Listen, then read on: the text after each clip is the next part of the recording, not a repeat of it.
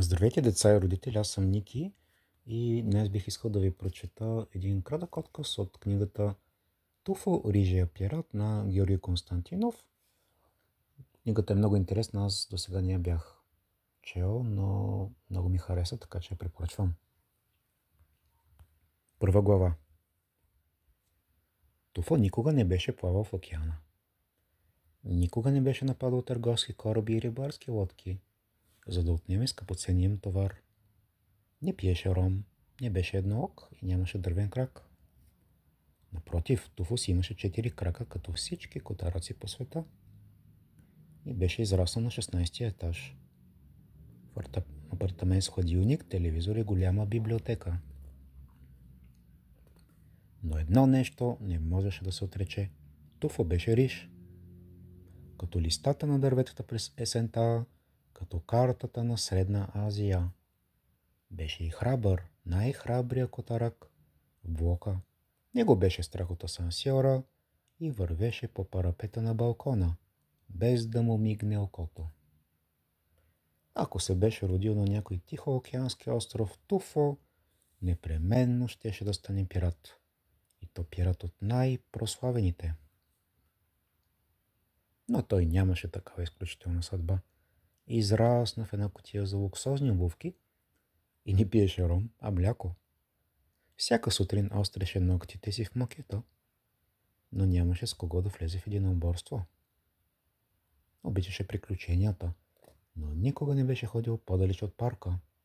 И то не сам, а носен с най-обикновена пазарска чанта. Освен пиратско име, Туфо имаше и пиратско сърце. Затова тази сутрин избяга от къщи. Видя вратата открехната и тихо се измъкна в коридора на етажа. След това се втурна по стълбите надолу, като рижа светкавица. Когато излезе на асфалтираната улица, пред очите му всичко се въртеше. Беше пробягал стъпалата на 16-те етажа за по-малко от минута.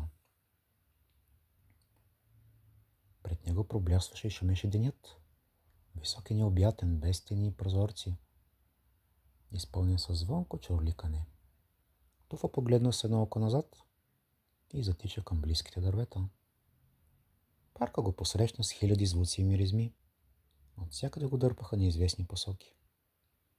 Туфа се поколеба за секунда, мръдна ушите си енергично и хукна напред. Този път му беше познат, защото го беше минавал носен от четвъртокласника Косио в пазарска чанта. Русият Косио беше най-добрият му приятел, но рано тази сутрин замина на училище. Пък и трябва ли приятеля да те носи на ръце, когато ти сам си имаш здрави крака? Сега Туфо летеше свободен и лек, подобно на шхуна в открито море. Пред него гъстите храсти прииждаха и прошумяваха като зелени вълни. Но той ги заобикаляше ловко.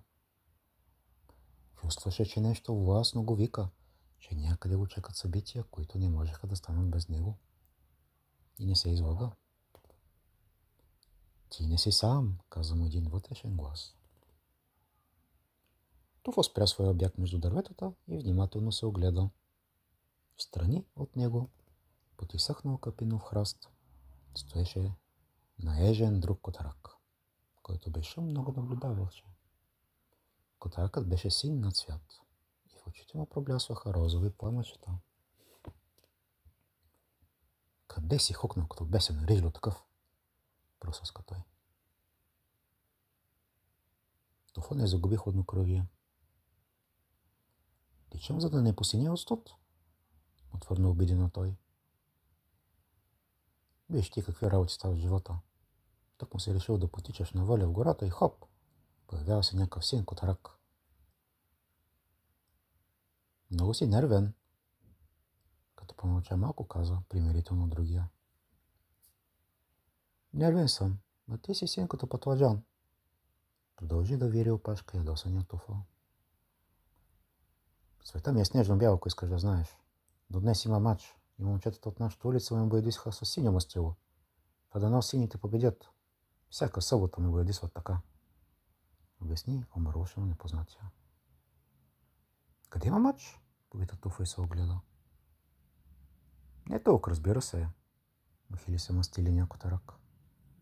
На стадиона. После дружелюбно приближи. Искаше да отидем? Знае една дупка в оградата. Ще излезем точно на сектора. Това е мой любим сектор, рече малко неуверено Туфо, защото изобщо не знаеш какво значи думата сектор. Тогава след мен, извика стили някой тарак и хукна по тънката пътека, криво личеща между дърветата. А след него се затича Туфо с штръкнали уши и разтупкано сърце. Досещате си сами, че той никога досега не беше ходил на футболен матч.